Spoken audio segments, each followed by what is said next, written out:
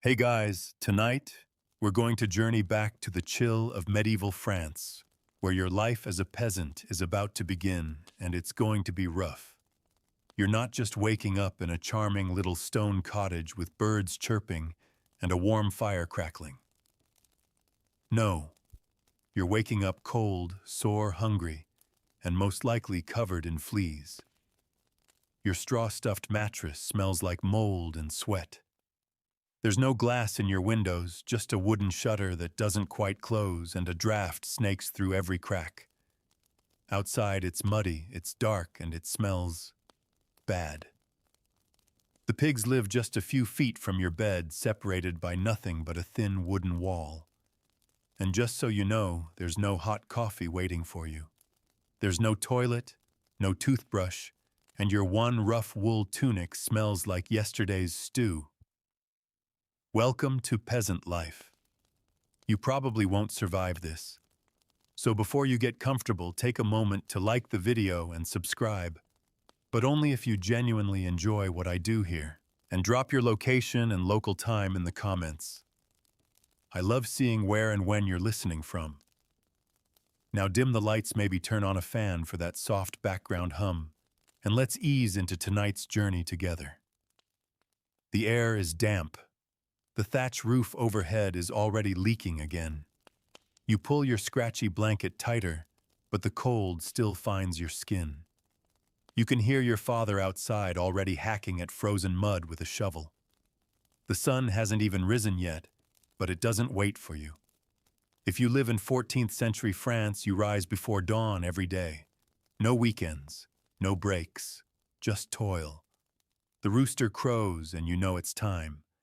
You push the door open and step out into the mush of manure straw and last night's rain. The yard smells of animal waste and something worse you can't quite place. Everything is damp. Your bare feet sink slightly into the ground, and you try not to gag. There's no privacy, no silence, just the constant presence of others, animals, siblings, neighbors, the priest, the reeve. Someone is always watching. You trudge to the stream with a wooden bucket. You'll need water for the weak cabbage broth your mother's about to cook.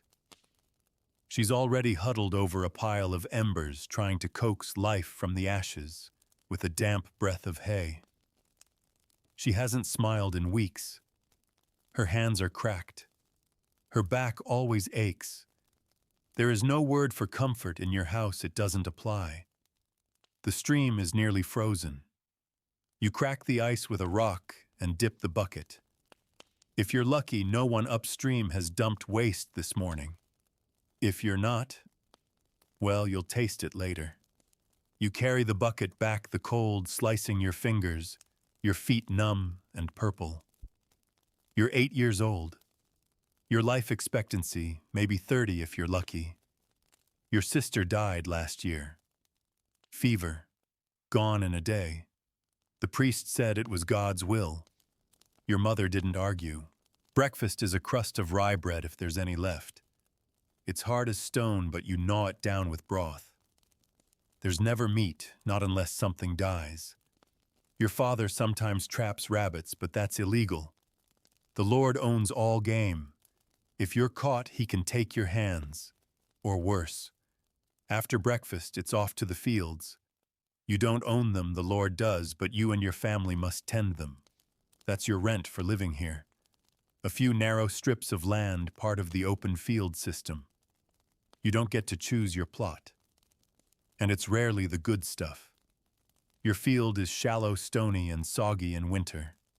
You walk there carrying a crooked hoe. The earth is cold and clings to your shoes in heavy globs. And then the work begins.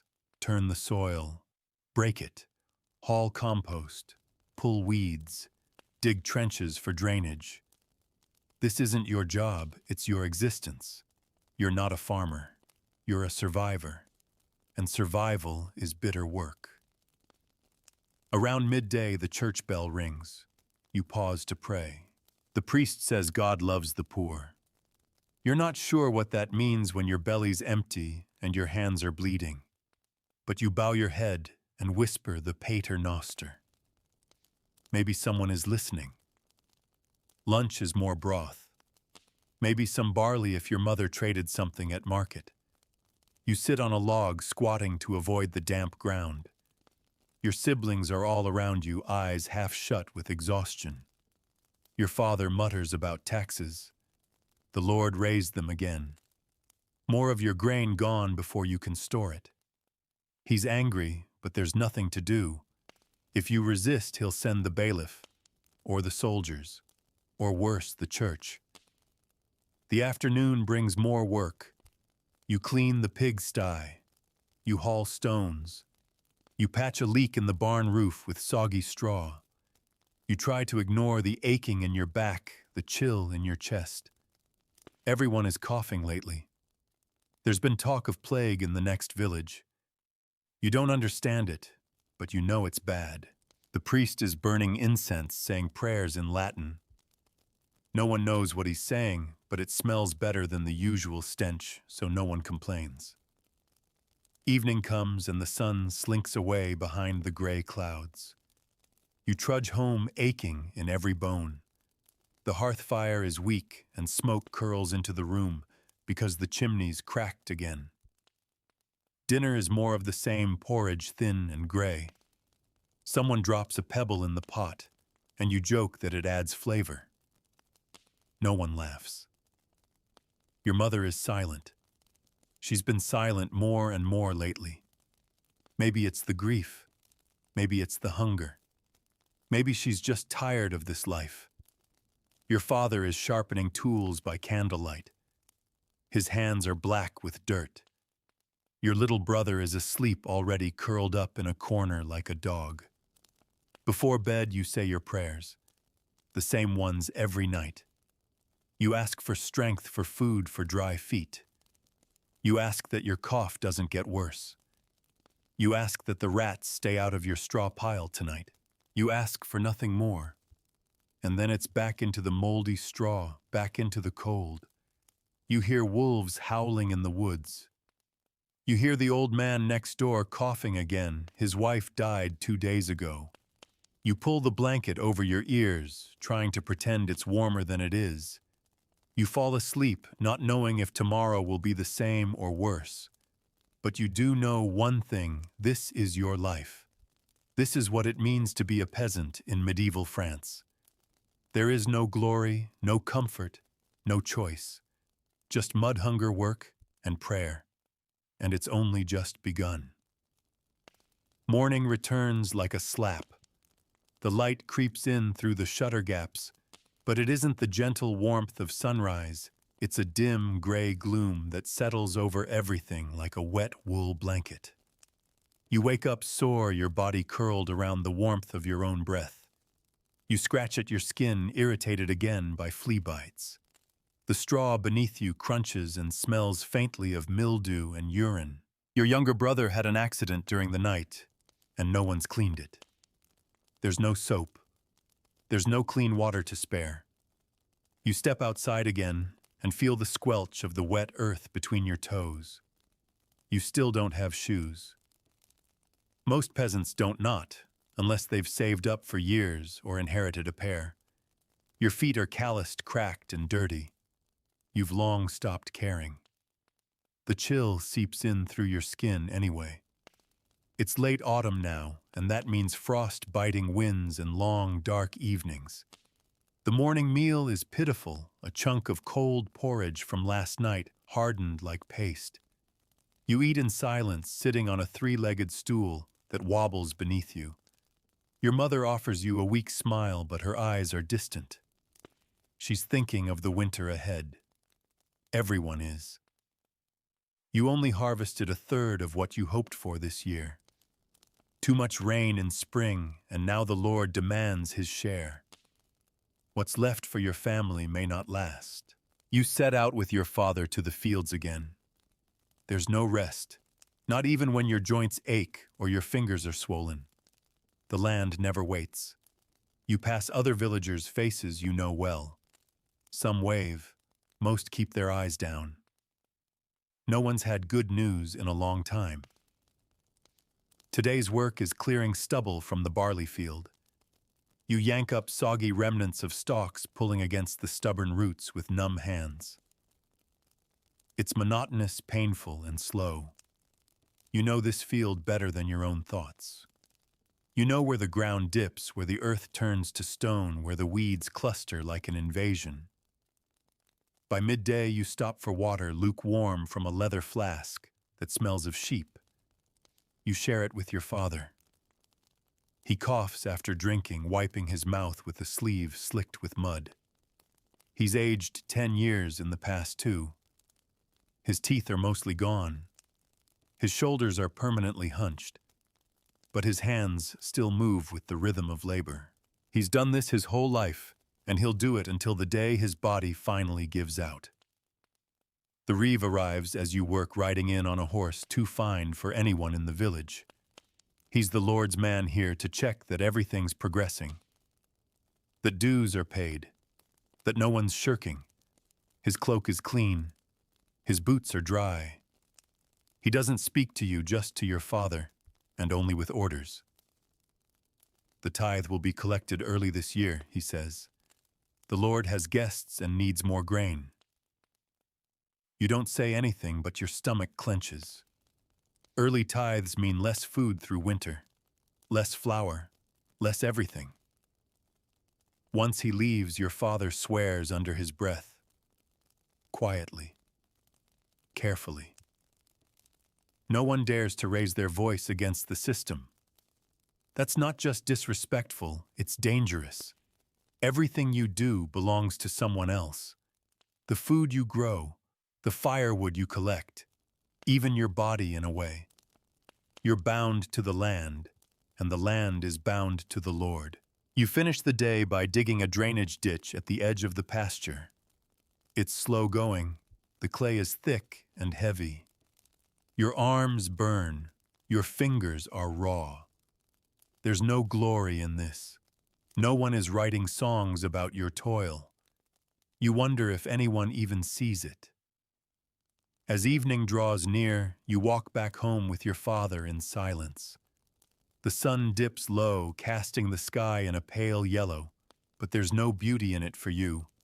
It's just another reminder that the day is ending, and the cold will settle in soon. At home, your siblings are gathered around the hearth. Your sister is spinning wool rough stuff uncleaned, but it will have to do for winter tunics. Your youngest brother is trying to catch a mouse in a wooden cup. There's laughter, but it's thin, tired, forced. Dinner is a turnip stew, mostly water. Your mother drops in a chunk of stale bread to thicken it. It helps, sort of. You eat slowly, your hands still trembling from work. You don't taste much. You've learned not to expect flavor. You eat to not feel empty. Afterward, your father reads from the one book in the house, a tattered Bible written in Latin. You don't understand the words, but the sound is familiar. Sacred. It helps some nights. Tonight, though, your mind drifts. You're thinking about the rumors. A village up the road burned. Bandits, some say. Or soldiers. Or both.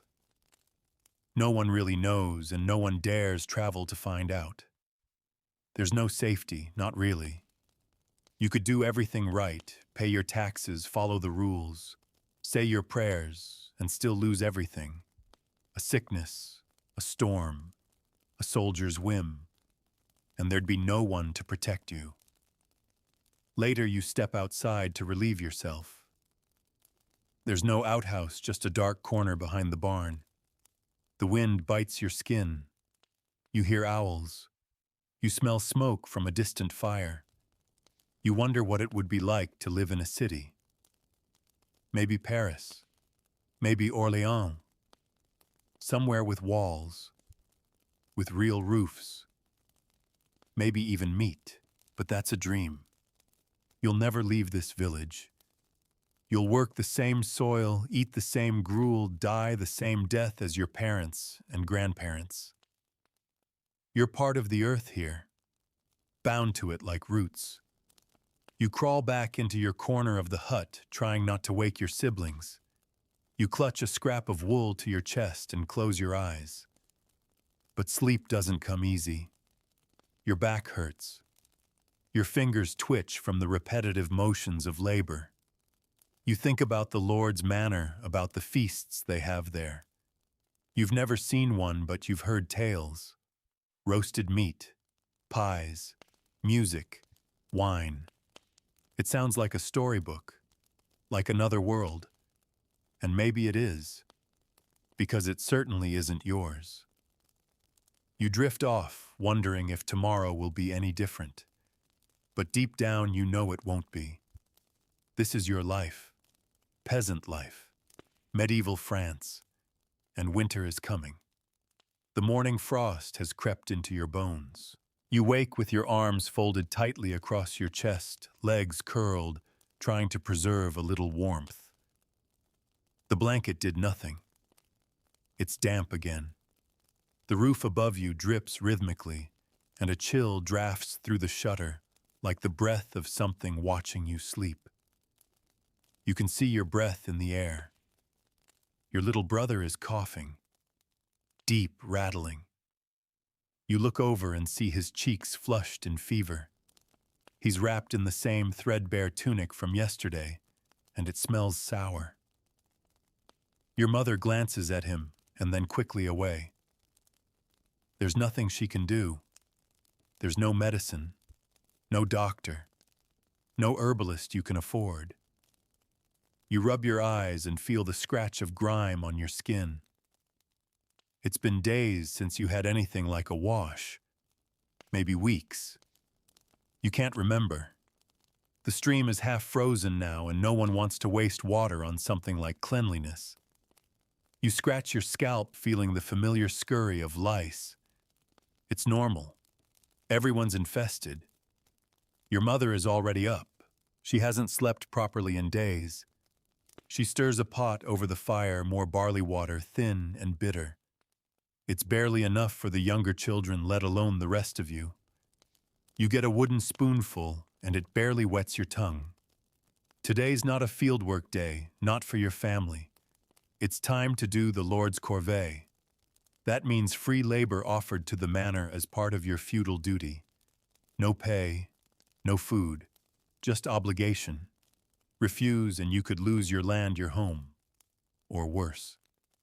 You trudge through the morning fog toward the Lord's estate. The manor looms on a hill ringed by stone walls and surrounded by fields better tended than yours. The path there is slick with mud. You nearly slip twice, but your feet know this road. You've walked it so many times it's carved into your legs. At the gate, the steward barks orders. You and half a dozen other peasants are handed tools and sent to repair a collapsed fence. The wood is rotten and splinters easily. Your hands are already raw. The wind cuts across the hillside, and your tunic flaps uselessly against your knees. You try not to shiver, because shivering makes the work slower and slower work earns glares from the overseer.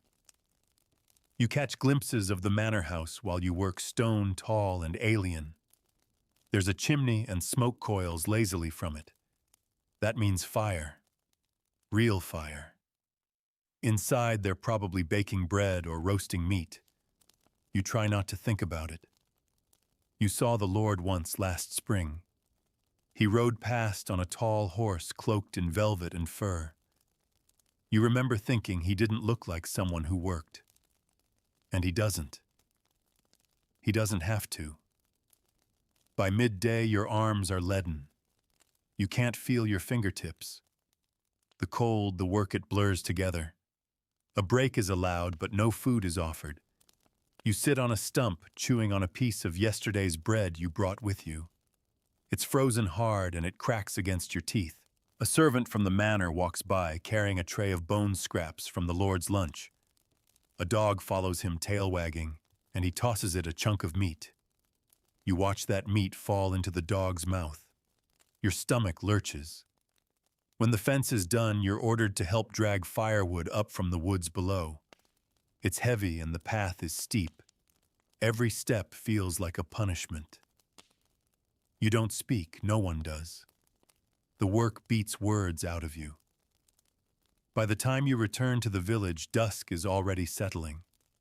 The sky is streaked with iron-gray clouds and a light snow has begun to fall. Your breath comes in harsh clouds. You can barely lift your feet. Inside your home, your mother is holding your brother. His fever is worse. His eyes are half closed. You kneel beside her, touching his forehead.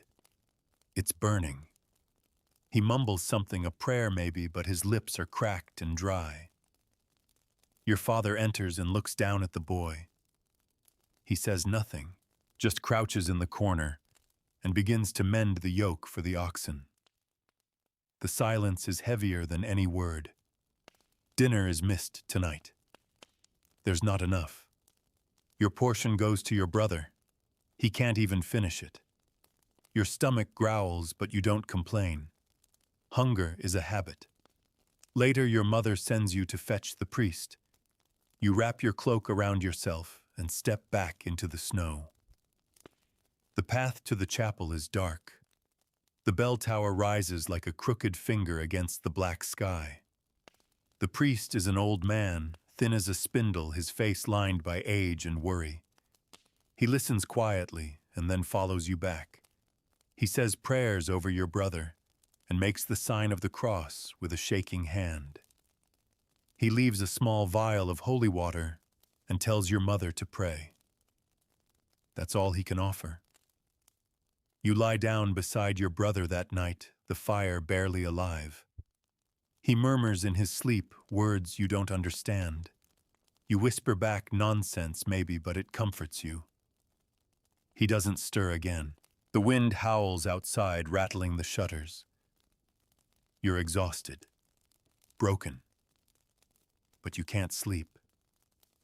You stare at the rafters above and think of spring, if it comes, and if you survive to see it.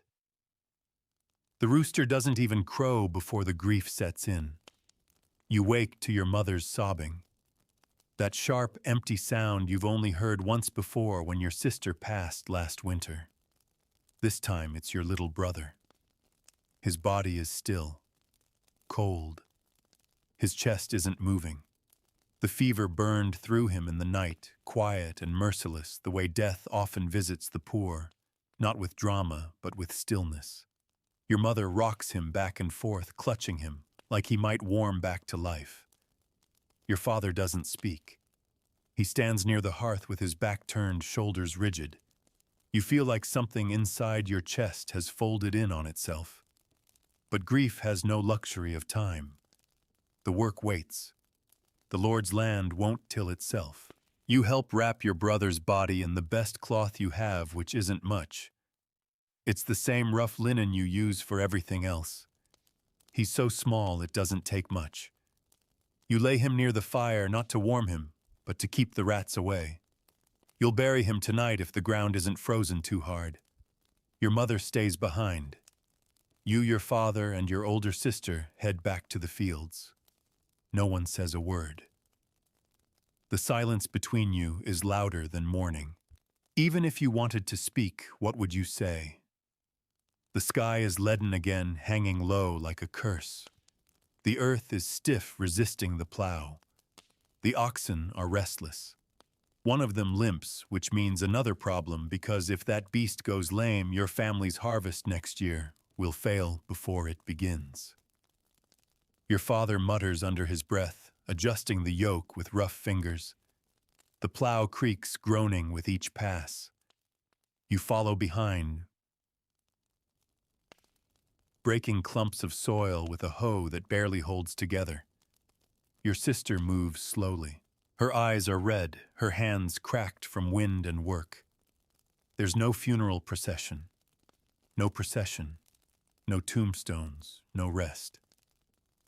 When peasants die, they are returned to the ground as quickly and plainly as possible. If you're lucky, the priest says a few words. If you're really lucky, someone remembers them a year later. As you work, you look up toward the church tower in the distance. It rises like a promise God is supposed to live there, above the mud, above the sorrow. but sometimes you wonder if he ever looks down. You return to the village at dusk. Your mother has already dug the shallow grave behind the chapel, near where your sister lies. The snow has started again, fine powder just enough to chill. Your father carries the small bundle wrapped in linen.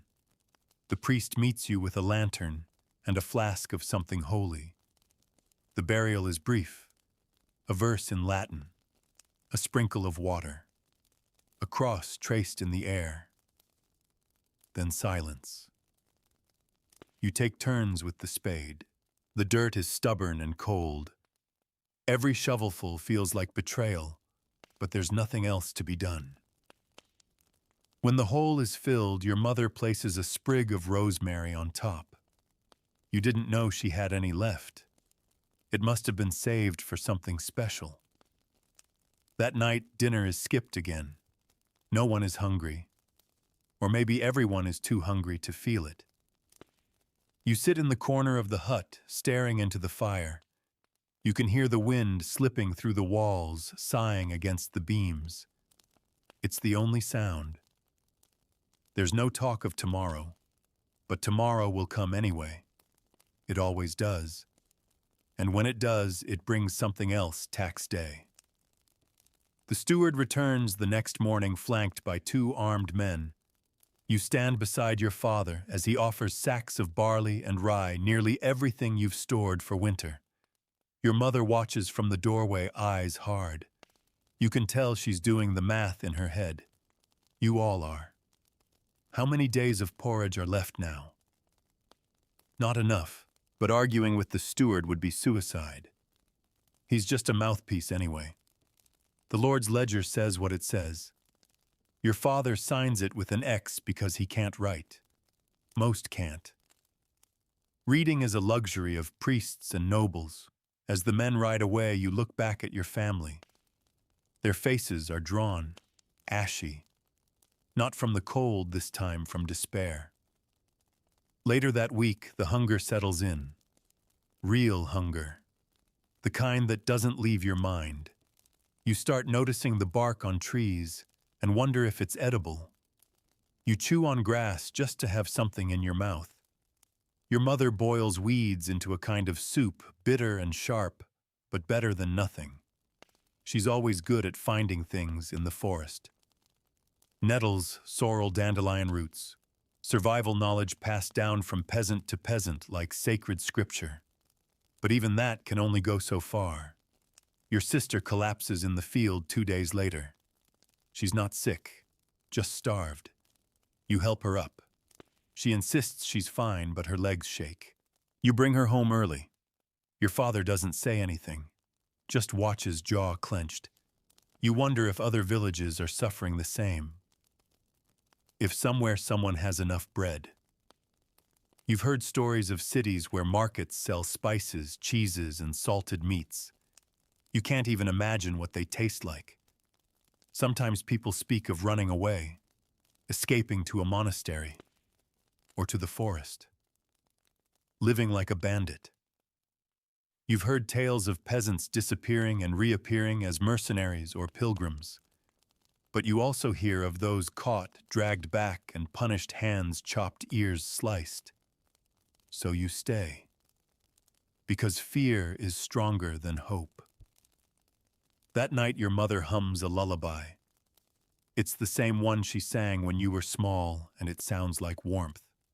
But the warmth is only in the memory, not in the hut, not in the soil, not in the cold, hard hands of winter, still waiting outside your door.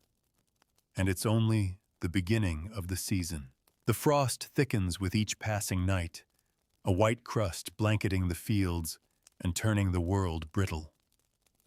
You wake up with your breath puffing like smoke from your lips. Your nose burns from the cold. Your fingers curl stiffly, and even before you rise, you know something in your joints will ache until spring. If spring ever comes. Today is market day, but not the exciting kind. Not with coins jingling and stalls bursting with cheese wheels or cinnamon. No, this is peasant market, dull, gray, desperate. Your family has little to trade, but your mother insists on trying. She's bundled a few eggs, a coil of coarse wool, and a cracked jar of sour curds she hopes someone might want. You carry the bundle. Your sister walks beside you, hollow-eyed, wearing a tunic patched so many times you can't tell the original color. The path to the village green is a narrow ribbon of mud slicked with frozen ruts. Your feet slip more than once. The market is already buzzing when you arrive, but it's not cheerful. It's quiet and tense, people hunched over their wares like animals guarding scraps.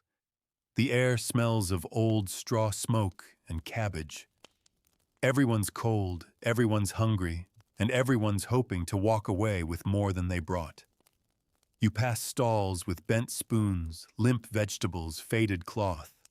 A woman offers a bundle of onions in exchange for firewood. A man tries to sell a single shoe. Your mother barters quietly, and you stand by watching the priest pass through the crowd. He blesses a woman with a baby tied to her chest.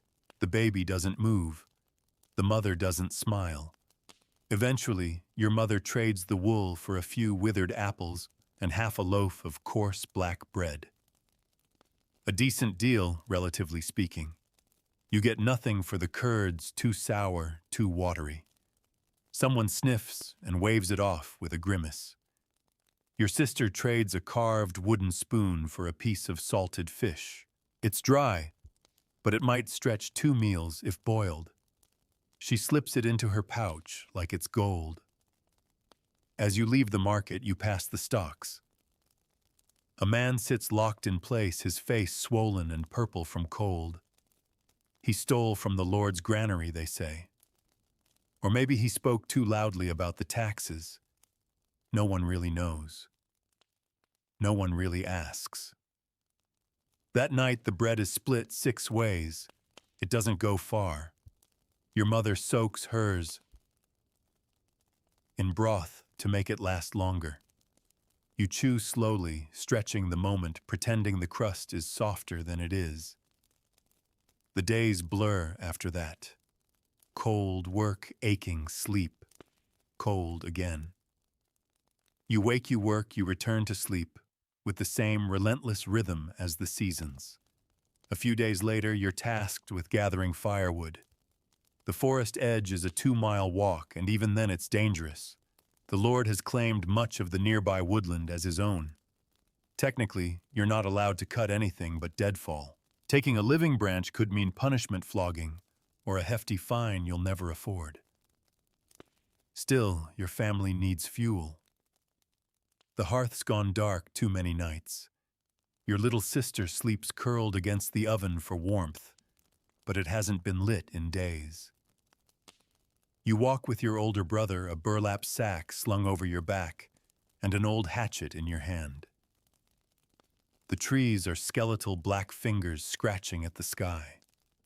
You search for dead branches, but most have been taken already. Everyone's desperate. You find a few pieces and load them carefully. At one point, your brother glances around and nods toward a thin birch limb, still alive, still green. He whispers, "No one will know." You hesitate, then nod. The hatchet bites into the wood, and it splits with a crack louder than you expected. For a moment, all is still. Then birds scatter, and you both freeze. No one comes. You run anyway. Back across the frozen fields, clutching the sack tight. You don't speak on the way home. You both know what it means to be caught. Back in the hut, your mother doesn't ask where it came from. She feeds the branch into the fire, and for the first time in days, the room is warm. Your little sister claps her hands. You don't feel warm, though. You feel watched. That night, you dream of the stalks. You dream of wolves. You dream of being dragged to the manor, hands bound, your family forced to watch. You wake with a cry, heart racing. Your father is already up, sharpening a scythe with a whetstone. He looks over but says nothing. Silence is common now. Words cost energy, and no one has any to spare. A week later, someone goes missing. Old Gervais from the hut near the stream. He hadn't shown up to tithe day. The reeve came asking questions. His door was broken down. Nothing was left but a dying fire and a pile of bones. Some say he fled. Others say the soldiers came at night. Some whisper darker things, wolves, witches, demons in the woods. Your mother just shakes her head and pulls your sister closer. You don't ask, because the truth, whatever it is, doesn't matter. He's gone, and you're still here. Still digging, still freezing, still aching, still praying, still waiting for something to change. But in medieval France, if you're a peasant, nothing ever does. The cold has settled into your very bones now. It's no longer just outside your hut or beneath your feet. It's inside you, in your chest, your thoughts. Even in your dreams, you barely remember what warmth feels like. The fire sputters low most nights, the wood too scarce to burn freely. Everyone sleeps close together, not out of affection, but necessity. Body heat is the only thing between you and the grave. The days have shrunk. The sun barely rises before it begins its slow, colorless descent. Every day looks the same: gray sky, gray soil, gray breath, fogging before your face. It's hard to tell where morning ends and evening begins. Today you're sent to help mend the roof of the reeve's shed. It's not for your family. It's not even for the Lord's direct benefit. But you're summoned all the same, because in this world your time does not belong to you. Your body is not truly yours. The thatch is frozen and brittle. It snaps in your hands. You climb the ladder slowly, boots slick with frost. Below, the reeve barks orders. His hands are warm inside thick gloves. Yours are red and stiff. You pause halfway up the ladder, the chill biting into your fingertips. You wonder just for a moment what would happen if you let go. If you just slipped. Maybe the fall would hurt. Maybe it would break something. Maybe then you could rest for a few weeks. But you keep climbing, because even pain is a privilege you can't afford. You patch the roof with bundles of straw bound in frozen twine. Your fingers bleed. You don't notice right away. You don't even care. The numbness is too complete. When you finally descend, the reeve offers you a nod. No payment, no food. Just a nod, like you're a tool that still works. You trudge home past the same crooked hedges and skeletal trees. The ground is harder now, and your feet ache from the strain. The hunger returns with a vengeance sharper somehow in the cold. It isn't just an empty stomach. It's a gnawing hollowness that seems to reach into your chest and settle behind your ribs. At home, your mother has managed to make a thin stew from dried peas and a single withered parsnip. You can smell it as you approach, the scent wafting out like a miracle. You eat your share quickly, spoon scraping the bowl. It's barely enough to take the edge off. Your father says little. He's staring into the hearth, brow furrowed. He's been quiet lately. Worry, yes, but more than that. He's calculating something. Later that night, he reveals it. He's going to offer you to the mill. You don't understand at first. You've helped at the mill before, carrying sacks of grain, hauling water. But that's not what he means. The miller is wealthy by peasant standards. He's not a noble, but he owns something that produces profit and that makes him powerful. He's been looking for an apprentice. Apprentice, of course, is a kind word. What it means is a child to do hard labor in exchange for food, a pallet in the barn, and maybe a future. You say nothing. Your father explains that it would mean one less mouth to feed, that you'd eat better there, that you'd be safer. Your mother doesn't speak, but her eyes are wet. The next day you walk with your father to the mill. It sits on the edge of the stream where the water still moves under a thick crust of ice. The wheel creaks slowly. The miller eyes you like livestock. He checks your hands, your posture, asks if you can read, of course not. Asks if you've ever lifted a full sack of grain. You nod. He grunts. Then he and your father talk in hushed tones. Silver changes hands. Your fate is sealed. You return home to gather your things, but there's little to gather. A second tunic, a bit of string, a carved button your sister gave you. You hug her before you leave, and she doesn't let go for a long time. That night you sleep in the mill barn. The straw is fresh. The rats are fewer. It smells like flour, which is strange but not unpleasant. The miller gives you chores before dawn. Water the oxen, sweep the floor, turn the grindstone when it stalls, feed the fire beneath the drying pans. It's harder than field work in some ways, less natural, more mechanical. Your arms burn in new ways. Your skin cracks again. But the food, there's more of it. Porridge thick and hot. Bread. Even cheese once a week. You're not treated cruelly. Not exactly. But you are invisible. The miller speaks only when he must. His wife never smiles. The journeyman older than you with a sour face and quick hands makes you nervous.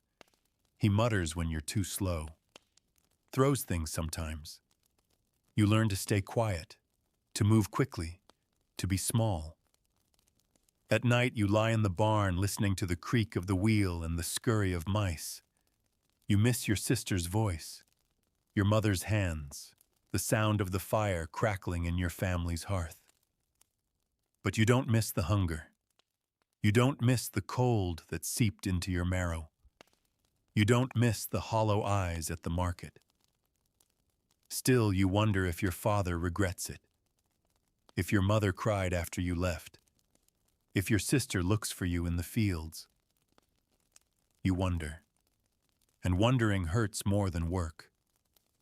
So you stop. And you sleep. Because the sun will rise again tomorrow. And you'll turn the wheel again. And maybe, just maybe, you'll survive the winter. You get used to the rhythm of the mill eventually. Not because it's easier, but because your body simply gives up resisting. There's a strange comfort in the predictability of it all. The creak of the wheel, the crunch of flour underfoot, the dull ache that settles into your arms by midday. You move like part of the machinery.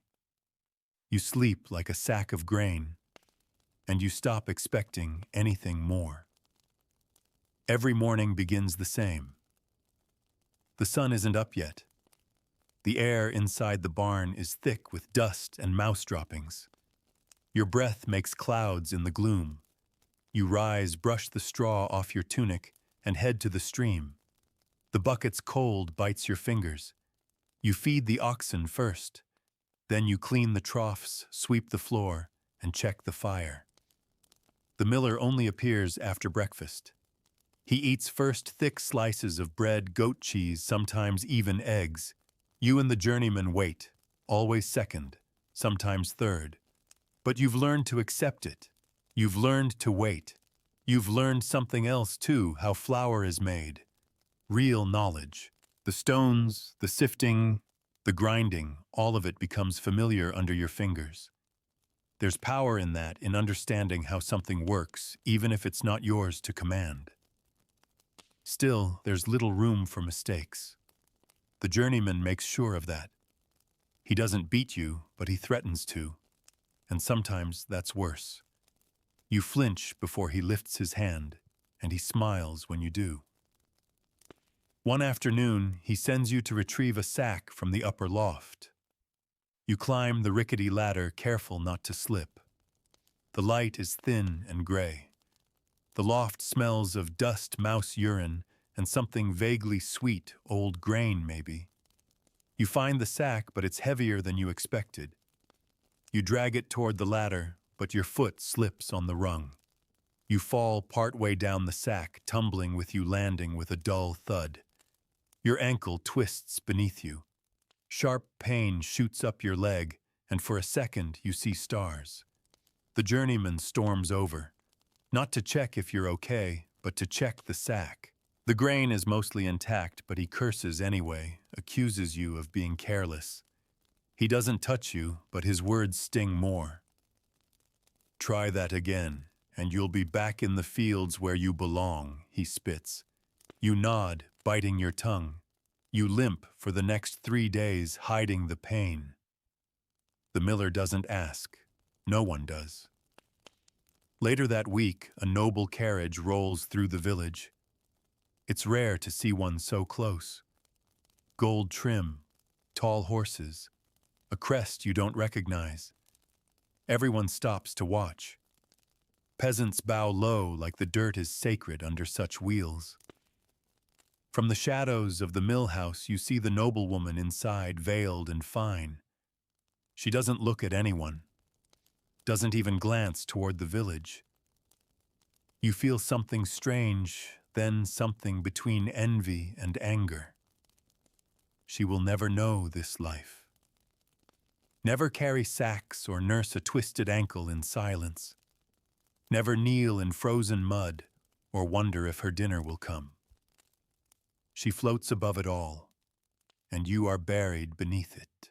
That night, as you lie in the barn, you hear laughter drifting from the manor down the hill. A feast, perhaps, or a wedding. Music and wine and warmth echoing through the trees. You press your face into the straw and try not to listen. You remember what your father once said, if you were born to till the earth, don't waste time staring at the sky. But sometimes the sky stares back, and you can't help but dream. A few days later, the miller sends you to the market with a bag of flour. Alone, for the first time. It's a test, you think. Maybe a reward. Or maybe he just doesn't care what happens. You walk slowly. The bag is heavy and the road is uneven. But you take it in. The smell of smoke, the calls of crows, the hush of trees whispering to each other. At the market, you make the trade. The merchant gives you a small pouch of silver coins, and you clutch it tight. Your heart thumps wildly, so much responsibility. On the way back, you pass the chapel. The bell tolls as you approach. A funeral. You stop outside the low wall and watch as a small group gathers around a shallow grave. A child wrapped in linen, maybe 5 years old. The mother sobs into her hands. You feel that ache again, that familiar hollow loss. You don't know the family, but it doesn't matter. You know the pain. You keep walking, slowly, carefully. When you return to the mill, you hand over the coins. The miller counts them in silence, then nods once. You're dismissed. That night, he lets you eat first, only by a few seconds, but it's something. You eat in silence, wondering if it was a fluke or a shift, a new beginning maybe, or just a lull before more of the same. Still, it feels like the air is different, like the silence might carry something else besides suffering. You're still a peasant, still barefoot, still aching. But for the first time in a long while, you feel noticed, and that in this life is its own kind of miracle. The snow comes heavier now, drifting in thick, silent sheets. The landscape transforms into a world of whiteness, fields erased. Roads, vanished roofs hunched beneath weight. The trees bow under it, and the wind howls like a living thing. You wake with ice crusting the edge of your blanket, and your breath forming a fine mist that hangs in the still air. The barn roof groans above you. You wonder if it might collapse in the night. The mill slows to a crawl. The stream that powers the wheel has frozen over at the edges, sluggish and weak. The grindstone only turns at half speed, and the oxen huff steam as they trudge their short, miserable loops. Even the journeyman seems quieter now, his sarcasm blunted by the cold. No one yells when the work is slow, what can be done after all. The miller keeps most of the heat for the house. You're still sleeping in the barn, but the cold inside is indistinguishable from the cold out. You wrap rags around your hands and feet, but the ache never leaves. Some nights you rub your limbs just to make sure you can still feel them.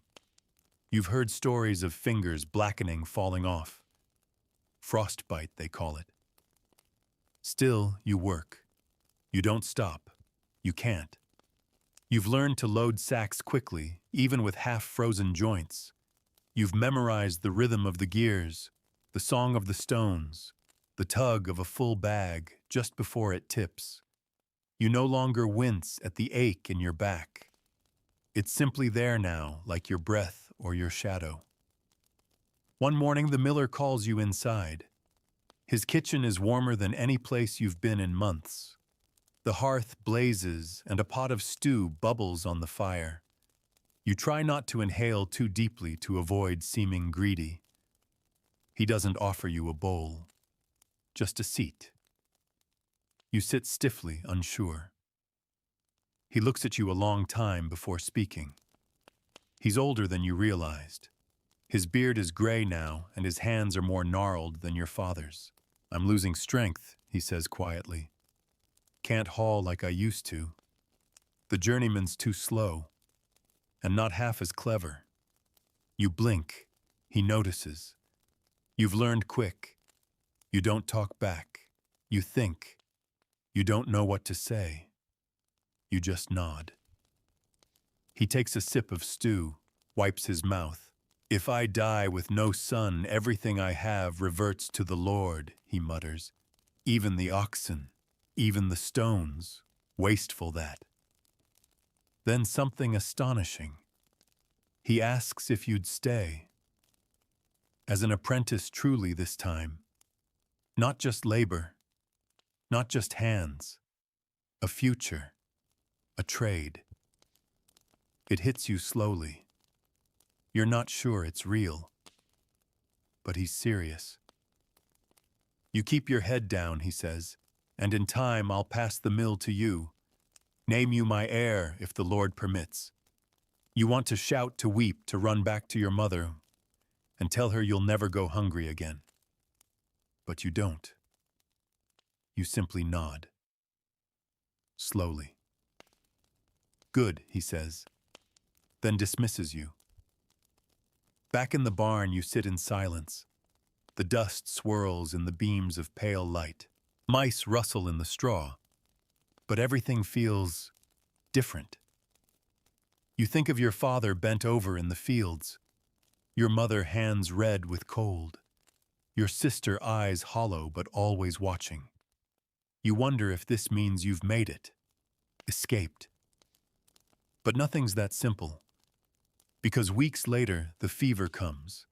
It starts with a cough from the journeyman, then chills, then shivers so strong he can't work. The miller sends him home. You take over his duties, pushing your body beyond exhaustion, grinding alone, lifting double, fire stoking, sweeping, hauling. The mill keeps running because you keep it running. But then the miller begins to cough too. He tries to hide it, tries to push through. But soon his face goes pale, his lips dry and cracked. He stops eating, stops giving orders. You tend to him, bringing broth when you can spare it, wiping his forehead, trying everything your mother taught you. You pray. You whisper every Latin word you remember from the chapel. You beg God to spare him. He is not a kind man, but he is your only hope. By the fourth day he can't rise. By the fifth he's cold. You bury him behind the mill, alone. No priest, no rites. Just a crude wooden cross and a few words mumbled from memory. Then you wait and wait for someone to come. But no one does. Not at first. The mill is too far from the manor, and no one comes out in deep winter unless they must. So for days you live in silence. You tend the fire, feed the oxen, grind the little grain that remains. It's as if the world has forgotten the mill exists. Then one morning riders arrive, 2 of them, soldiers of the Lord. They ask questions. You answer, truthfully, carefully. They take the ledger, the key, the store of grain. You are not punished, but you are dismissed. The Lord will appoint a new miller, they say. Someone loyal, someone chosen. You are not chosen. You walk back to your village alone. Bag slung over your shoulder, future gone like mist on cold breath. When you reach your family's hut, your sister sees you first. She runs. Your mother weeps. Your father embraces you like a ghost returned. The hut is still small, still cold, still cracked. But now you're older. Now you know the world a little better. And you know this, no matter how high you climb, the ladder can still break. Especially if you were born in the mud. Life back in the village doesn't pause to welcome you. There's no time for long stories or dramatic reunions. You arrive, and within the hour your father hands you a hoe and points toward the fields. The ground is still half frozen, but spring is threatening to return. That means work. Endless work. Your body protests. After months of pushing grindstones and lifting sacks, your muscles have changed. Hardened in certain ways, weakened in others. The rhythm of fieldwork feels foreign again, less precise, more raw. Your hands blister anew.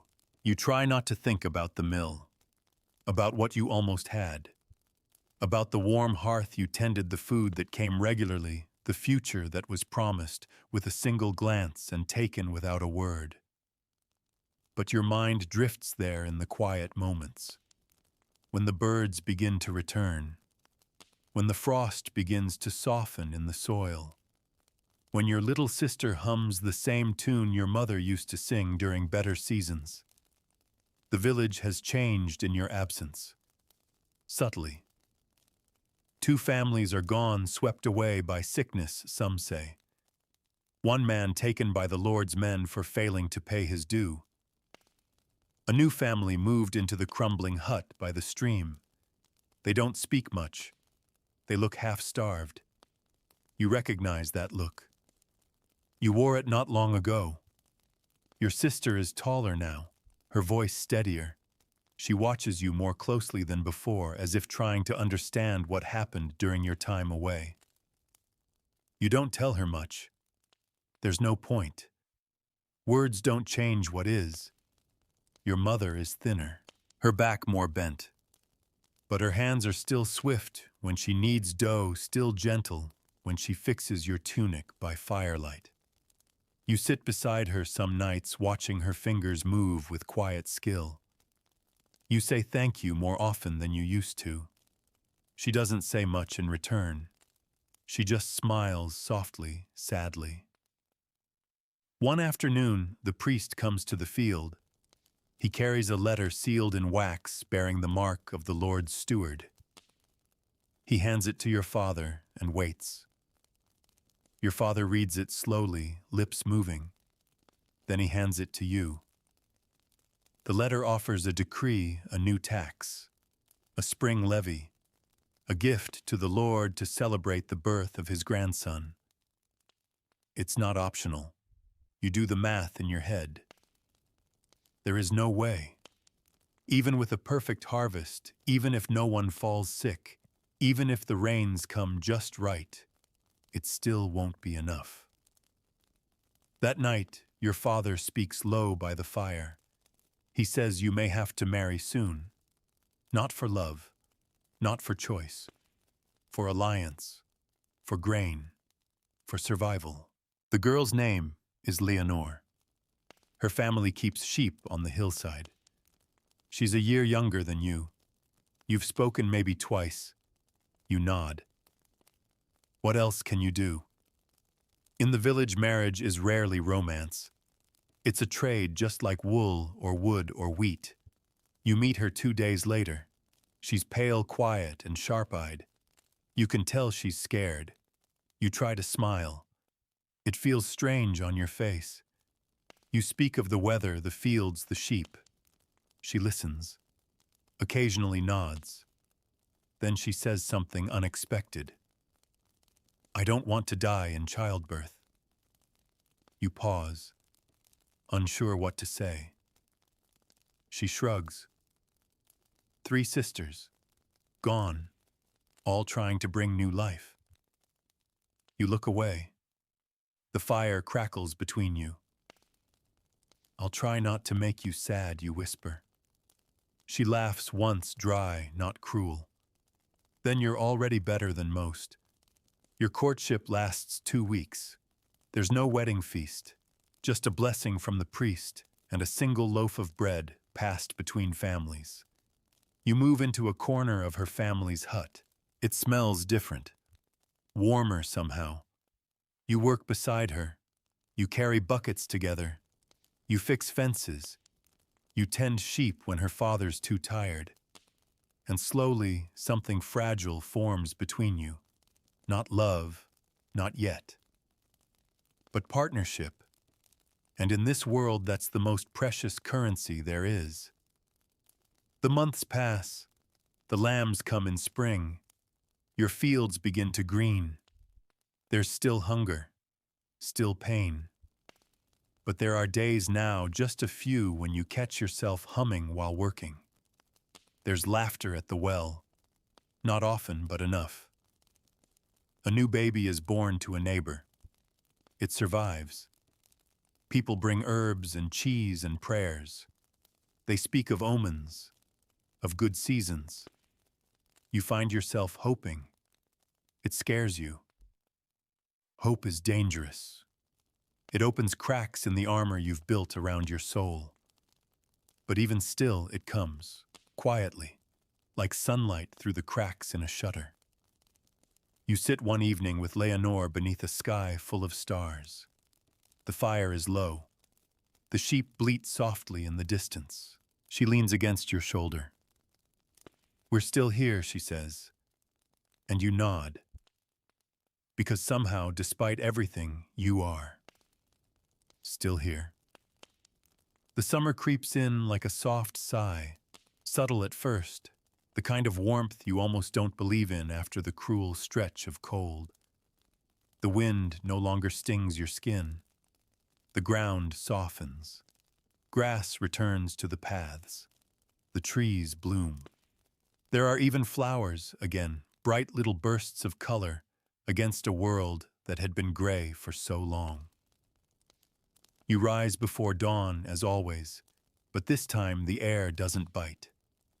Instead, it wraps around you like a promise.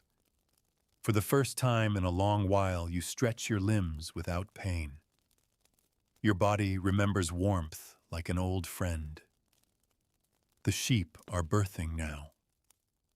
Leonore guides them with steady hands, whispering to them like they can understand. You stand nearby with clean cloth and warm water. Your hands move without thinking. You've both done this before, birth and death in the same breath. Some lambs survive. Some don't. That's just how it is. But when one particularly weak one shudders into life and then slowly begins to breathe, you and Leonore exchange a look. No words. Just relief. The fields are calling too. Your father has marked the edges of the barley, and the oats are growing faster than expected. There's still a long way to go, but for the first time in months, the soil doesn't resist you. It welcomes the plow. You feel stronger now, not invincible but hardened, like wood that's been through fire and didn't burn. The village, too, seems to breathe again. Faces brighten. Children laugh again in the dust. The priest even smiles once during a blessing. And yet summer brings its own burdens. The tax collectors return, always. This time they carry a new scroll, a census. They need numbers, they say. How many live in your house? How many sheep? How much land? How much grain? It's a reminder that no matter how much work you do, someone else keeps the score. But you list it all carefully, honestly, because you've seen what happens to liars. Later in the fields, you and Leonore count the stalks as you walk between rows.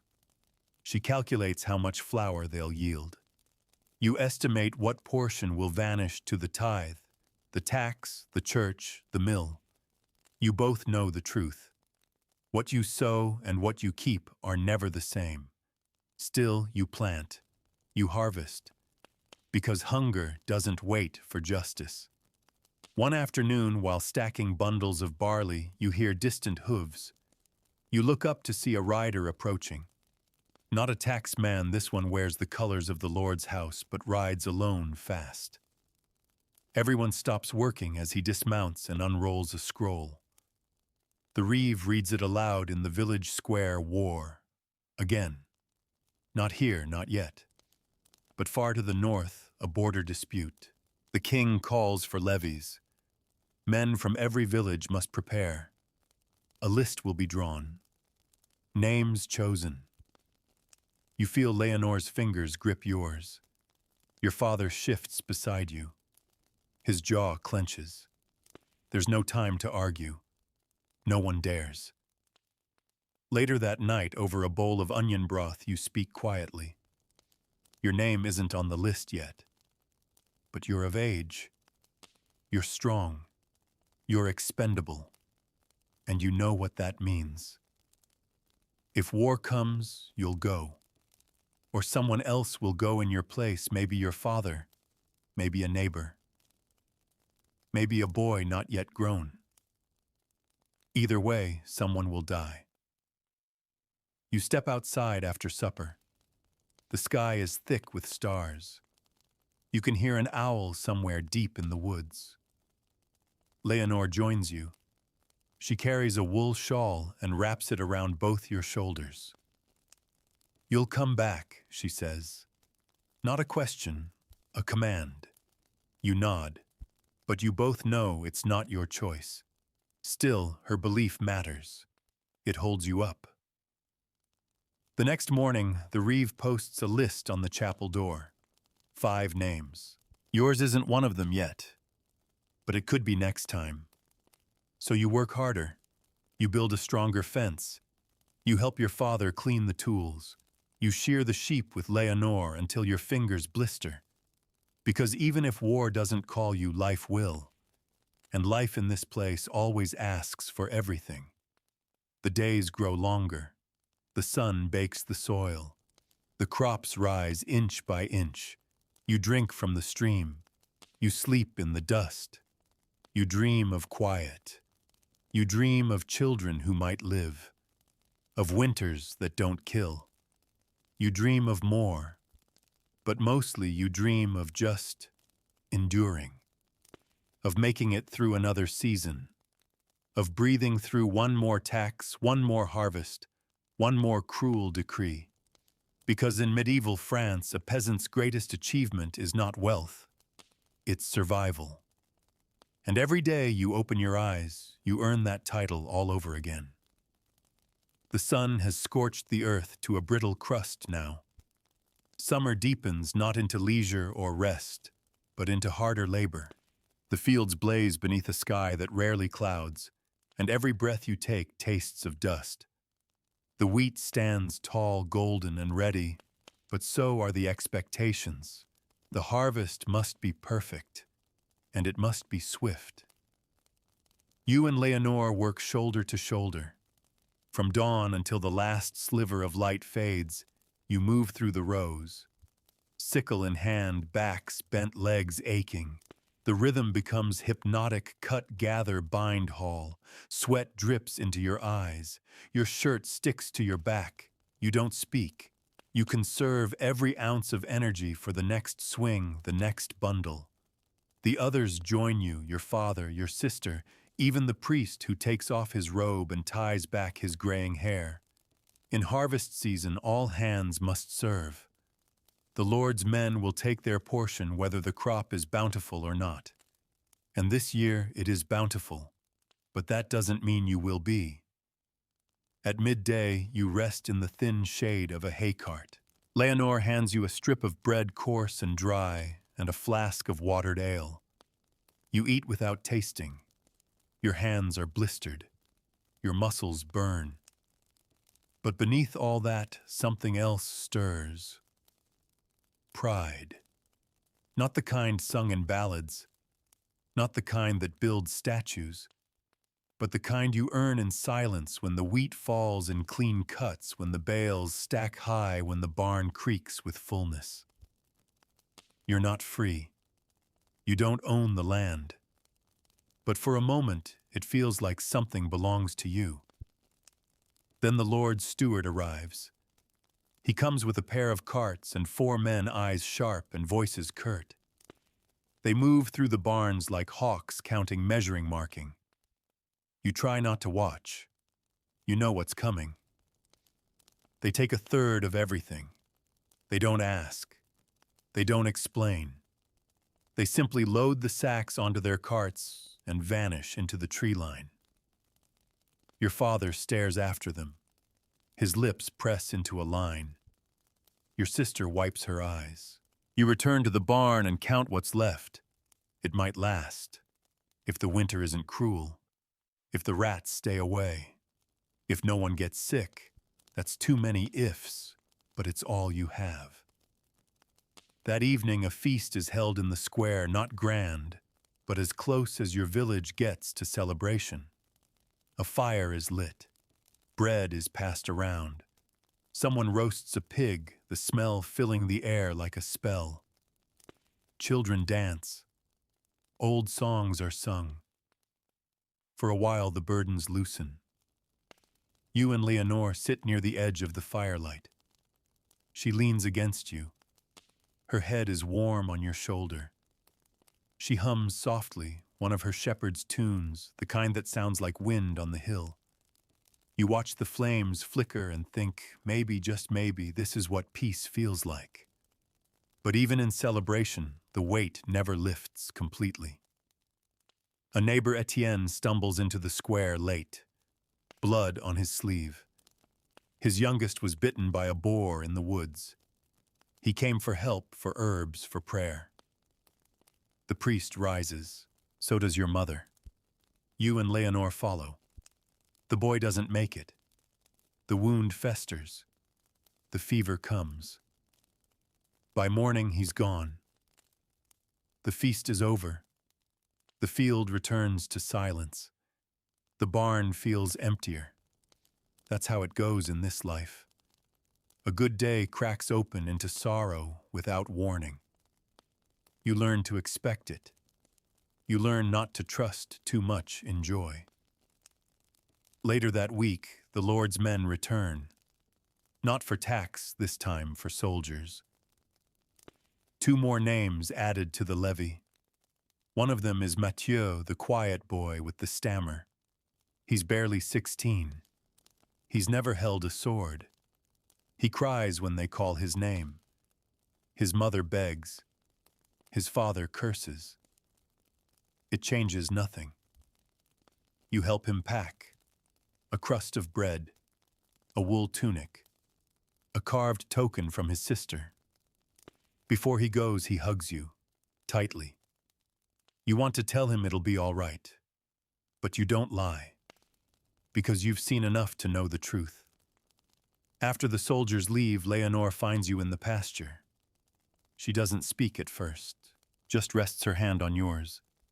Then she says, We should build another shed for the grain, so it lasts longer this year. You nod, because that's what you do. You keep moving. You keep building, even as others are taken, even as your strength fades, even as hope thins. You build, because survival isn't just in the body, it's in the will. And tonight, as the stars return to the sky and the village settles into exhausted sleep, you promise yourself you will outlast this season. You will outlast whatever comes next, because that's what peasants do. You endure. By early autumn, the wind changes. It grows sharper, thinner, carrying the first warnings of the coming cold. The leaves begin to curl and yellow, and the days start shrinking again, just a little at first, but enough for you to notice. The sun lingers less, and the chill returns in the morning, clinging to your bones like a shadow from last year that never quite left. You're stacking firewood when it hits you. Winter is already waiting, watching, creeping closer with each fallen leaf. This time you're better prepared. The shed you and Leonore built stands proud beside the hut, packed tightly with grain and root vegetables. You patched the roof with newer thatch, and your sister even stitched the drafty corners of the shutters with scraps of wool. It won't be warm exactly, but it will be survivable. And for a peasant, that's as good as luxury. Still, nothing ever holds for long. The rats come first. You hear them before you see them scratching in the night. Tiny claws on wood, tiny teeth on sacks of barley. Your father sets traps. You bait them with crumbs and pray it's enough. But they always return. They always find a way. Then the rumors start again. A sickness in a village 3 days' walk from yours. A girl dead in her sleep. A man coughing blood into his palms. The priest begins burning herbs during Mass, waving them like incense to purify the air. He speaks of penance, of God's punishment, of judgment for hidden sins. People listen. People always listen when they're afraid. Your sister finds a dead crow by the well. Its eyes are missing. Your mother buries it without a word. Fear is quiet, but it spreads fast. You and Leonore try to keep busy. The fields need clearing. The sheep need mending before the frost. You dry herbs, salt the last fish, and bundle kindling into ropes for quicker burning. You plan. You brace. You pray. One morning, while turning compost near the field edge, you find a coin. A single silver denier, half buried in the mud. It's old, worn, worth more than anything in your house. Your heart hammers in your chest. You show it to your father. He examines it slowly, rubbing it between his fingers. "Bury it again," he says. You stare at him. If they know you have it, he mutters, they'll take it. Or worse, so you do. Because your father has lived long enough to know that in this world, wealth is more dangerous than poverty. You go about your work, but the weight of that hidden silver sits heavy in your thoughts. That same week, the Lord returns. Not in person, he rarely leaves his manor, but through his reeve and a pale, humorless clerk with a fresh scroll and a sharp quill. They're here to assess holdings for the winter grain tithe. You show them what you have, some of it. You hide the rest. Not out of greed, out of fear. Out of a desperate instinct to preserve what little might carry you through the dark months ahead. The clerk makes his notes. The reeve barely looks at you. And just like that, your winter becomes smaller. The grain shed is still half full. You should be grateful. But all you feel is hollow. One night a dog is heard howling outside the village. Then silence. The next morning 2 chickens are gone from old Sabine's coop.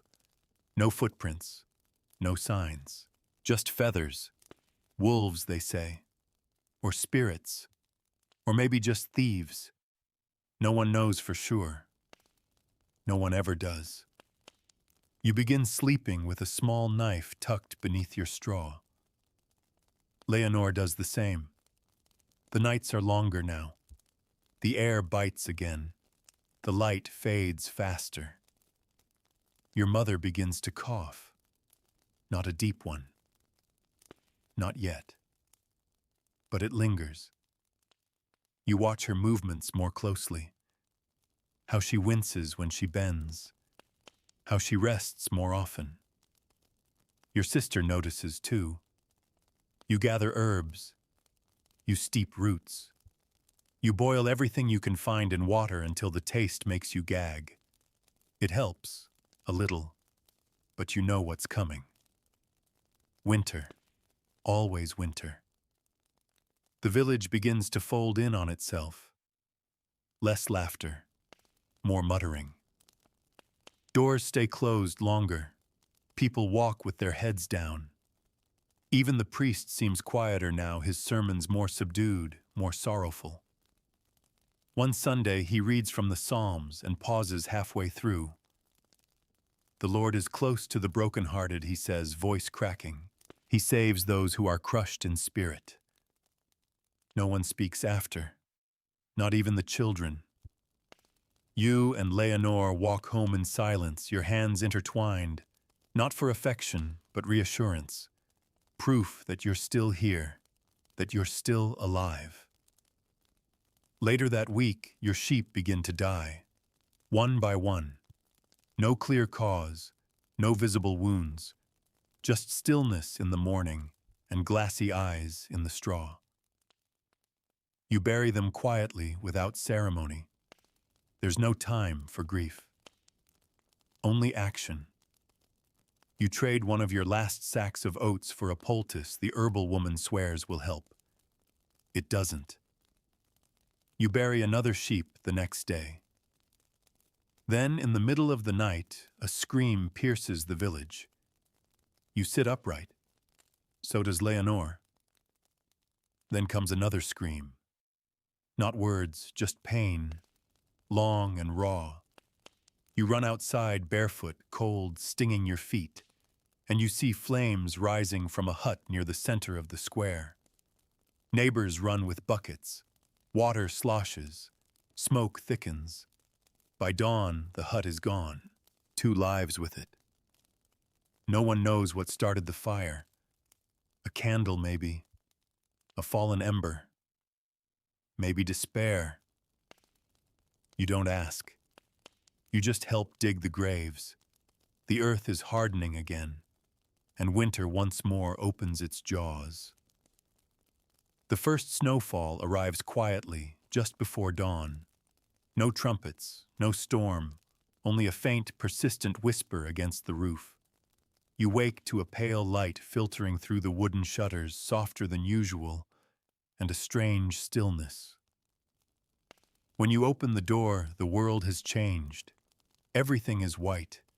The mud is hidden. The thorns, the rot, the stains of toil, all erased beneath a sheet of silence. For a fleeting second, it's beautiful, peaceful even.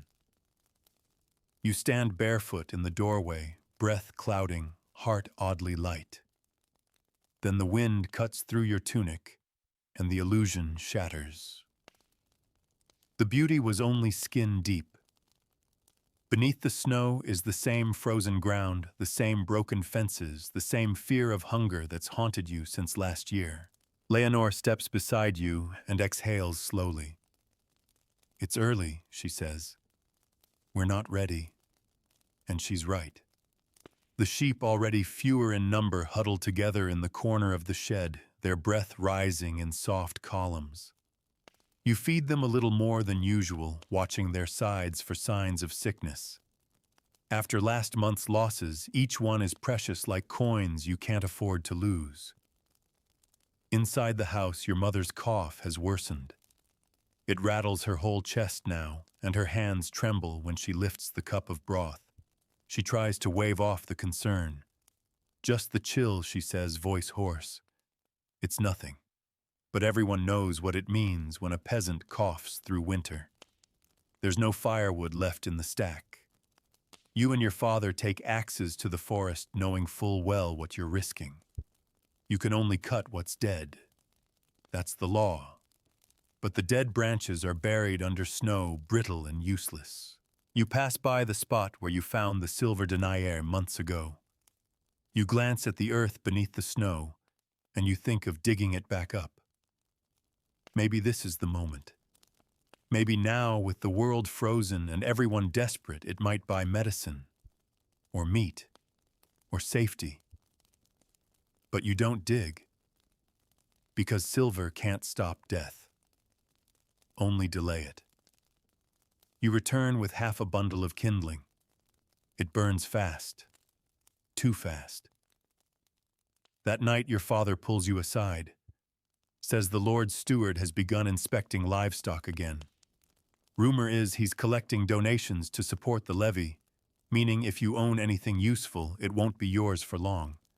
You hide the remaining sheep deeper in the woodshed. Cover them with hay. If they bleat you, hush them gently. You sleep light now, listening for hoofbeats in the snow. Leonore keeps the house quiet. She crushes dried herbs with a mortar and pestle mixes poultices for your mother's chest. She wraps scarves tight around her head before stepping outside. She says little, but you watch her move with the kind of strength that doesn't announce itself, it just endures.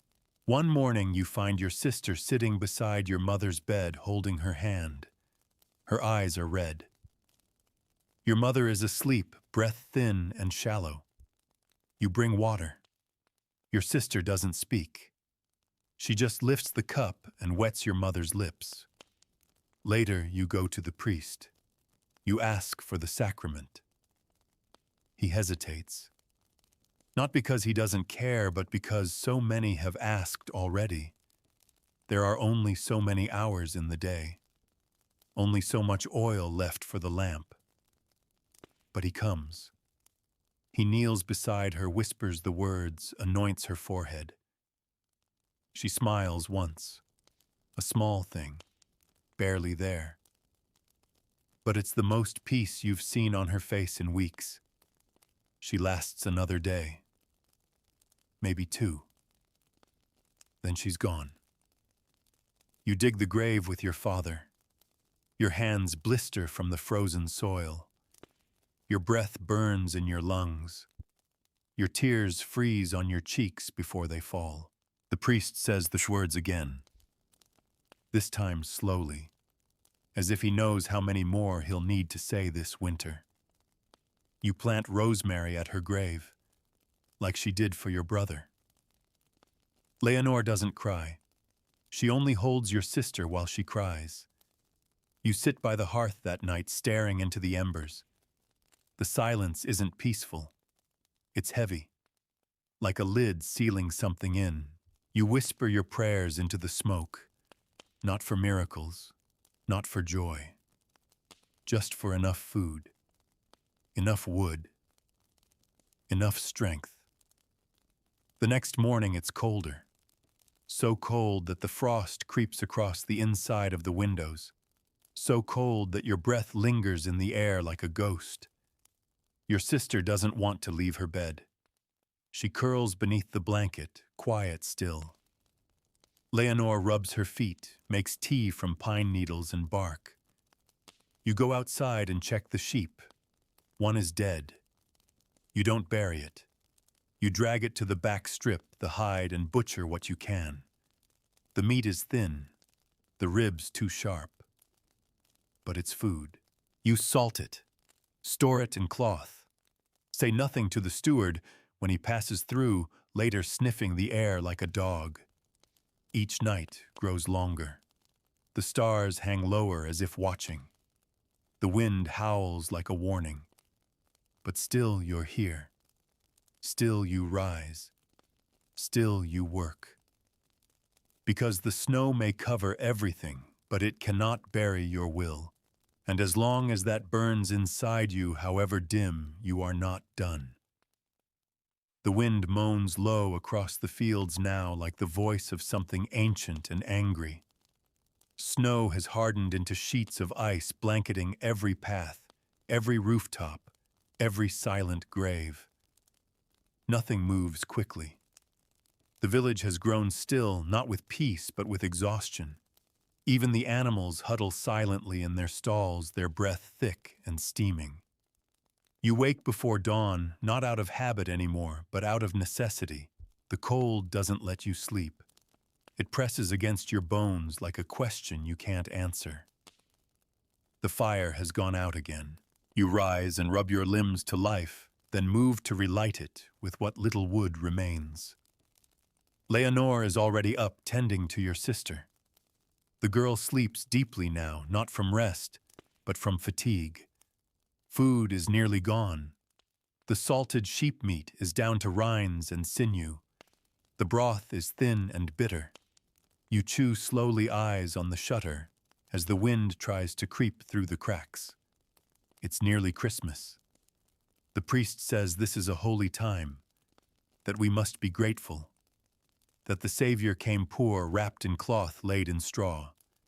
You think about that as you wrap another shawl around your sister's frame. You think about straw and cloth, and how much warmer they probably were in Bethlehem than you are now. You go to the forest even though your father warns you. There are rumors, bandits, wolves, even desperate villagers from elsewhere. But you go anyway, because you need wood. Because the cold is no longer a threat, it's a predator. You carry the axe in one hand, a rope in the other.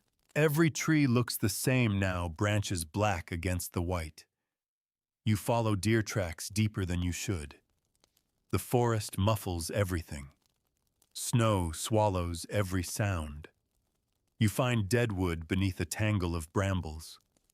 It takes time cutting through the brush, sawing quietly, piling the branches. Your fingers go numb halfway through, but you keep working. Pain is a language you speak fluently now. Then a sound. Not an animal. A footstep. Then another. You freeze. Out of the trees, a figure appears. Not a soldier. Not a noble. Just a man. Ragged. Thin. Eyes sunken. A peasant like you, but something's wrong. He stares at you, at the axe, at the bundle, then at your hands. He doesn't speak. You lower the axe, he lowers his eyes, then walks away, slowly. You let him. You wonder how many others are out here, foraging, searching, desperate. You wonder how close you are to becoming one of them. You return home with your bundle. Leonore meets you at the door, her face tight with worry. You hand her the wood, then collapse beside the hearth. That night your sister has a fever. You press cloth to her forehead. You sing softly. You pray not the Latin prayers the priest says, but the ones your mother used, the ones whispered between mouthfuls of barley and tears. Outside the snow falls again. Thick, soft, relentless. The next morning the priest visits. He brings a small candle, some dried lavender. Says it's a gift for the holy season. Says he's making rounds. Says he's praying for everyone. He doesn't ask for food. Doesn't ask for warmth. Just sits by the fire a while. Talks to your sister in a low voice. Then blesses her.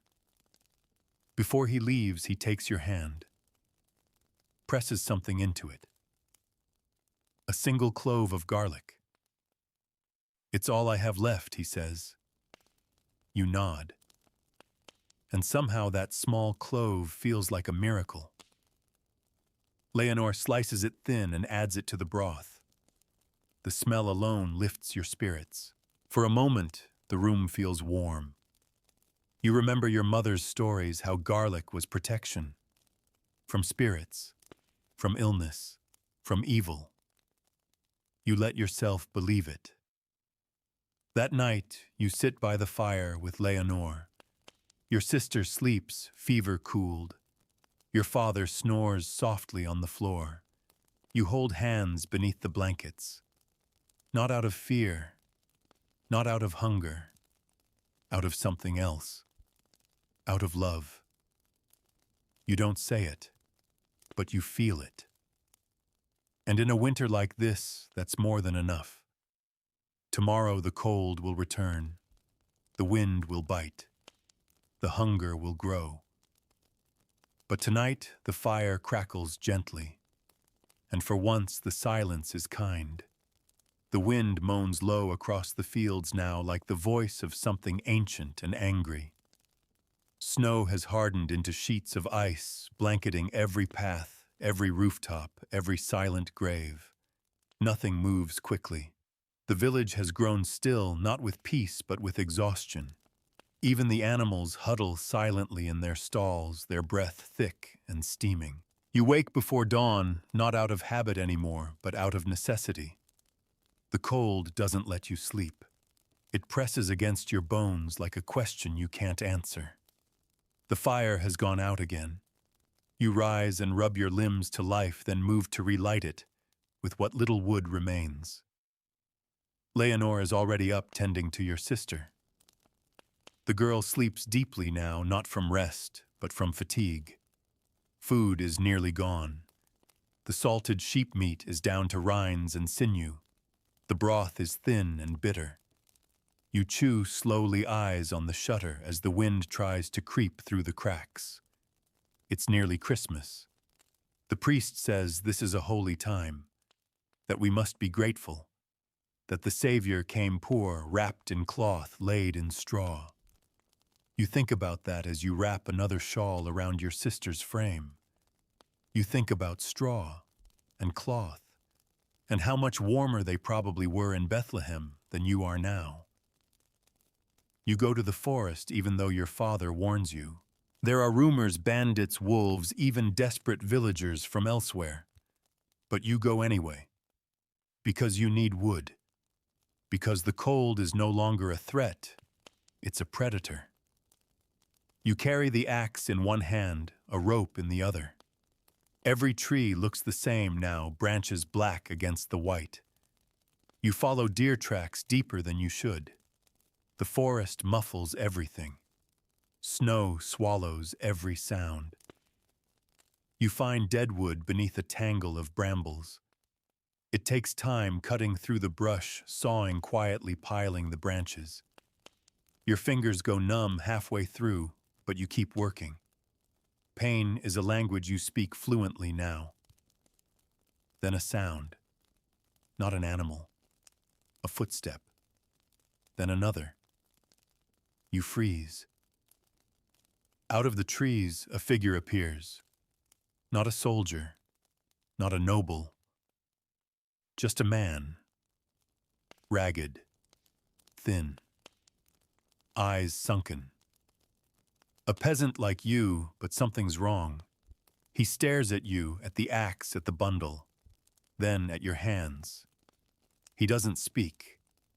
You lower the axe. He lowers his eyes, then walks away slowly. You let him. You wonder how many others are out here, foraging, searching, desperate. You wonder how close you are to becoming one of them. You return home with your bundle. Leonore meets you at the door, her face tight with worry. You hand her the wood, then collapse beside the hearth. That night your sister has a fever.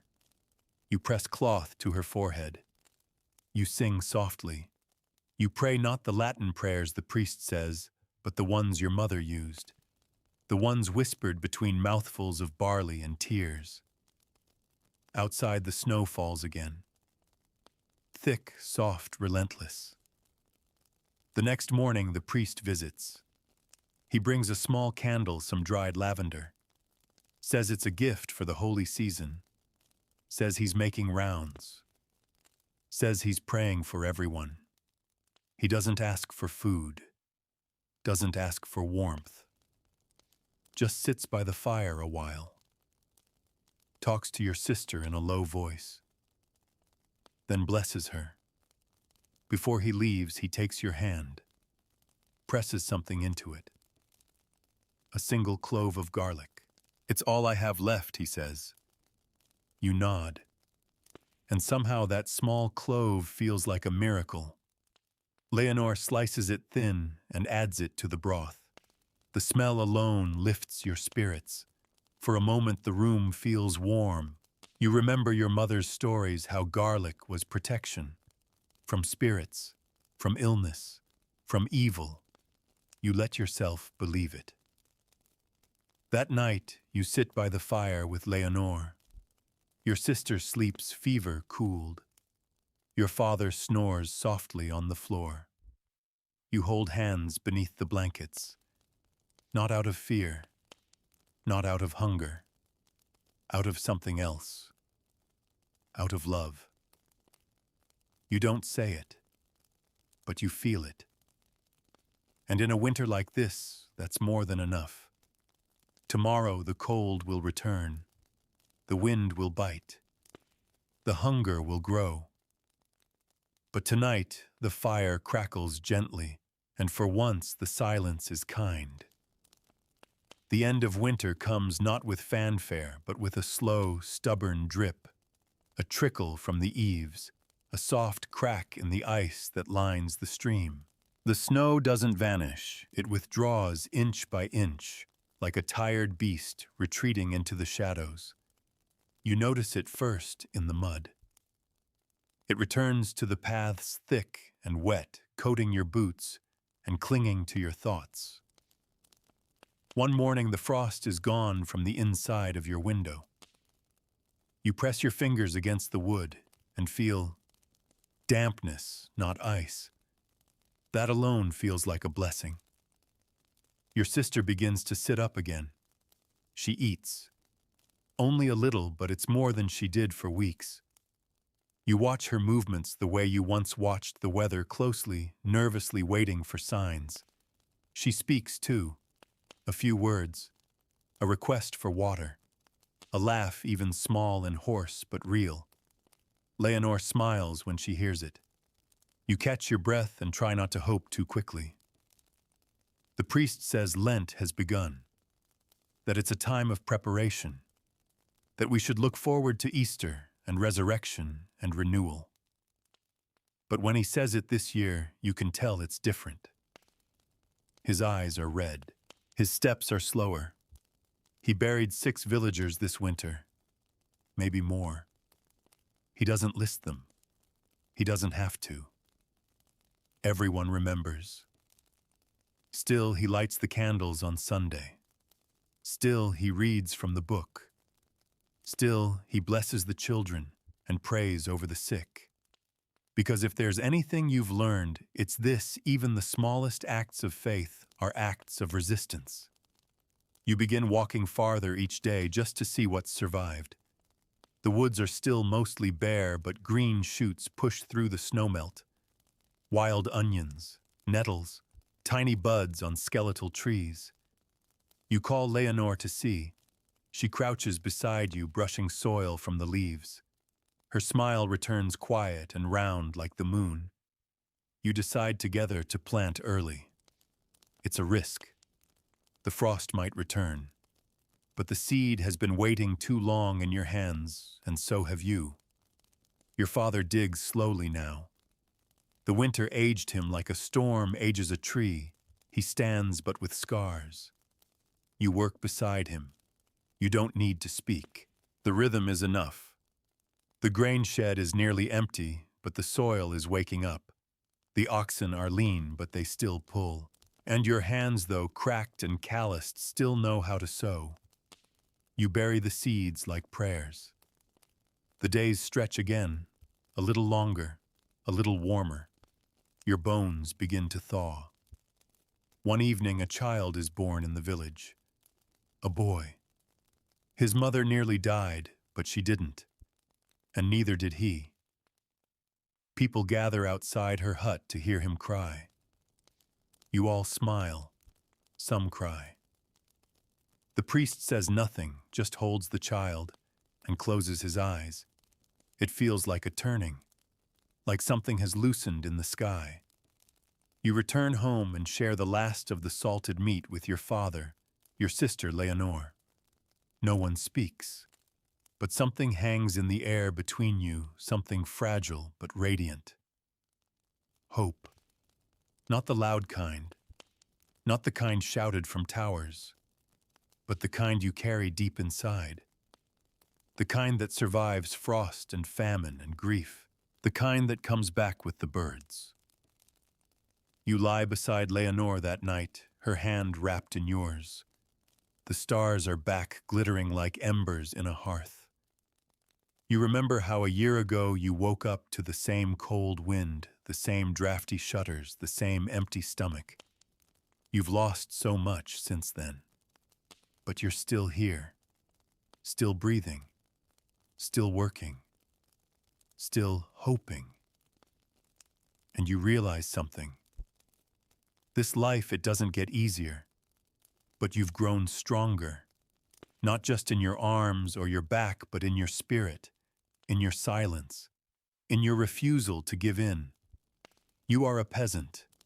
You have nothing, and yet you've built everything that matters, with dirt on your hands, with fire in your chest, with love, with loss, and with the quiet, holy courage to wake up again tomorrow, even when it hurts, even when it's hard, because tomorrow there will be soil to turn, seeds to plant, bread to knead, and life, however fragile, however brief to be lived. Still. Again. Always. So now, as the wind softens and the shutters stop rattling, you can rest. You've lived a full year in the shoes of a medieval French peasant, and you've survived. Barely, yes. Bruised, absolutely. But somehow, despite everything, despite hunger, death taxes, cold, you're still breathing. You've walked across frozen fields before sunrise. You've watched loved ones vanish like smoke. You've bent your back under grain sacks huddled beneath a leaking roof and whispered prayers into the dark, not knowing if anyone would listen. But now, you've made it through the worst of it. Spring is on its way. You can hear it in the quiet drip of melted snow from the eaves. You can feel it in the way the air no longer cuts your skin, but brushes past like a sigh. You've earned this moment, this soft pause. Let your limbs settle. Let your breath even out. You've lived another life tonight. Not a glamorous one. Not the kind sung by minstrels or painted in chapels, but a life that mattered. A life where each small act, planting, mending, holding on, was a triumph. So now let that world fade away. Let the snow-covered fields, the flickering hearth, the distant toll of the chapel bell all melt into dream. You're safe now. Warm, still. The season of suffering is behind you. Ahead lies rest, and tomorrow light.